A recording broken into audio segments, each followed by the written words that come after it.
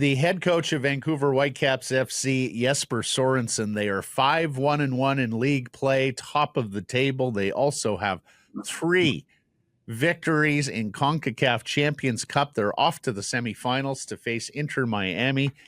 Jesper Sorensen, what a debut here in Vancouver for you and your side. Congrats. How are you?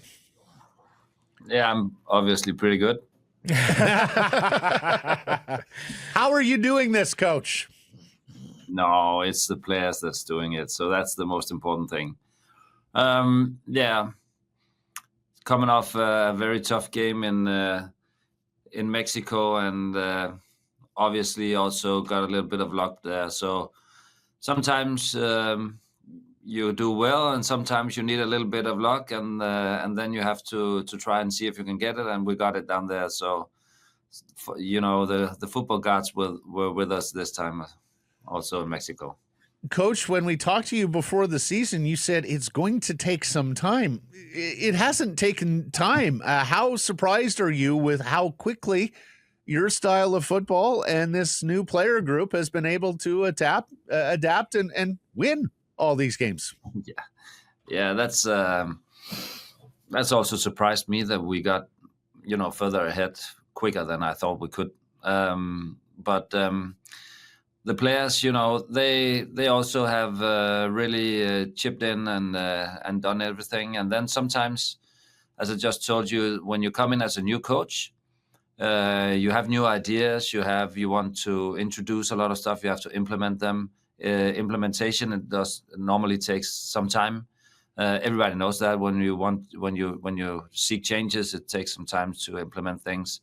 And then on the way, and especially in the way football works, then you also need something to make it go even faster. Sometimes that's victories and good experiences. We had a very bad loss in the very first game because we lost in the last minute down in Saprissa, which could have been bad. But then we went to Portland. They got a quick send off, and we had a very good game in the beginning of the MLS where we won 4-1 in a difficult away game.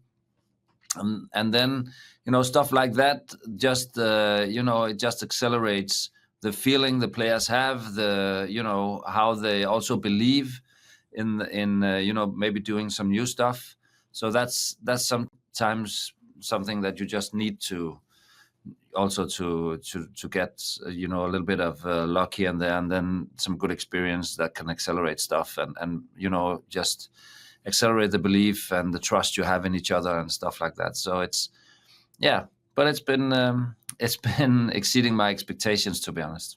You said that early on you weren't going to fire everything, not all of the Sorensen playbook at them because it's just too much. Obviously, you got to give it to them in bits and bytes.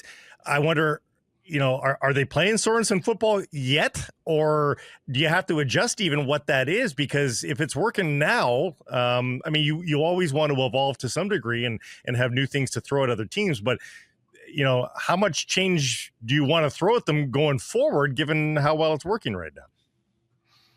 They are playing the way we would like to play. Of course, we hope that we can be even better at it, but they are playing, the style of play and the way we would like to play, and we would just like to be even better playing this kind of football. When you need if you want to do something, you don't want to do too many changes if you want to make it go a little bit fast at least. But then we started out with some things, and then we add some, and we will continue to add some, hopefully, along the way. So it's right now, we're just happy with the way things are going, and but we also saw the other day that there are definitely things that we have to also work on and improve on because, let's face it, not perfect yet. No, we were a little lucky down there, but okay. I doubted you guys this week because of not because of skill, just you guys playing too much soccer. Like I thought it was just too much. I thought eventually with 6 guys out of the lineup, 6 guys that you could absolutely start, I thought it was just going to be too much gameplay. How did they dig deep at altitude I mean, never mind everything else. At altitude, injured, thin bench. I mean, it's pretty incredible. Yeah, it is, and caps off to the players, right? Because they're the guys running around on the pitch and having to dig deep, coming up with the solutions, coming up with the belief that they could, after getting behind 2-0 in the end, still have the composure and still have the belief that we can do it anyways. So yeah, it's I'm just very happy with the players that they could do this. And I will also say some of the players that I did not expect to play this much, like a Tate Johnson, like Eddie Ocampo, 2 young players, really done amazing for us, and it also credits the rest of the group, to be honest, that we are also able to switch up players, switch up lineups, and everybody can embrace how it is to play together and each other on the pitch, and believe and help up the teammates. So it's I can only credit the players, to be honest. When do you expect to get Ryan Gauld back, Coach? A couple of weeks. It's looking better now. He's running. I still can outrun him. That's not a good sign. But I think now at least we can see him on the pitch, and he's getting closer. But yeah, it is a little tricky situation with him, because the injury is not one where you can just say this is the timeline we'll go by. But I expect him to be a couple of weeks away. Adekube, Laborda, Utvik, or any of them a possibility for tomorrow against Austin? Yeah, Björn will be a possibility for tomorrow. He will be in the squad. If he'll start, we have to figure out. We also have to see how players are coming in now. And then we have Sam. He will not be available for tomorrow's game, but he will pretty soon, I think, be available. And then ultimately looking ahead to Miami, I mean, are you hopeful that 2 or 3 more on that list would be available in 2 weeks' time for that tie, for the first leg at home? Is that ambitious? I'm always hopeful. Yeah. but Jaden will probably be one that we can hope for the first tie, right? And then we have Sam, and we have to see about Goldie. But it's also about not rushing Sam into something. To be honest, we want to play the strongest squad possible against Miami, but we also have to realize that first and foremost it's 2 games, and then we're still early in the season, right? And we also can expect Sam to be part and involved in the Canadian national teams, run in the Gold Cup, especially now with this guy from Munich out. So it will, Davis. Sorry. Yeah, we've heard of that guy from Munich. We've also heard of. You cannot talk about him in Canadian football like that. Sorry. I'm just. No, we got you, Coach. We've also heard of that guy from Miami. Yeah, Argentina. Have you ever laid eyes on him in the flesh? Have you ever coached against him or been in the same stadium as Lionel Messi? Nope, I've not been. I've been watching at a Barcelona game, but not coached against him. No, I played Barcelona once, but he was not there because he was to the under-20 World Cup. I think they won that year, Argentina and Holland. So, but no.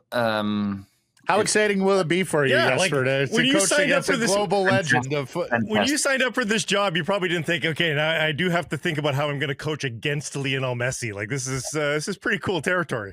It's fantastic. Maybe that's also it's always a discussion, right? About this, who's the best player to play a game, but Messi is definitely up there. Maybe the best player to play the game ever, but.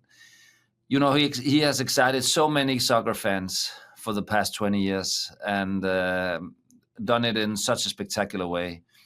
it's of course it's going to be a privilege, but also a coaching job to figure out how to not completely shut him down, but at least then limit him. You know that Miami made a decision not to bring him up last time. How bold of a decision would that be if they decided to do that in a semifinal cup game? Like, is that even on the board? If you're a Miami coach, do you even consider that given the stakes of the game? Nope. Yeah. No, he can always play a part, you know. Yeah. Maybe you want him coming off the bench. The last 2 games we played in Mexico, we had Brian coming off the bench. Right. We thought he could give a push coming in. Also, you know, that could also lift the team. When you have a player, we also saw Messi coming in from the bench another day when he was back from injuries and he came in, he scored off the bench. So you would always have him in the mix. Maybe not start him in the first leg, but coming off the bench, that would definitely make sense. You would probably start him. This is a big game for everybody.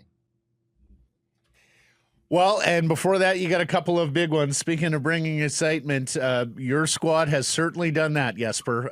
This has been marvelous football to watch. We wish you the best of luck tomorrow against Austin, 4:30 at BC Place, and then next week in St. Louis before the tie with Miami begins. Thank you for this, sir. Yeah, thank you very much.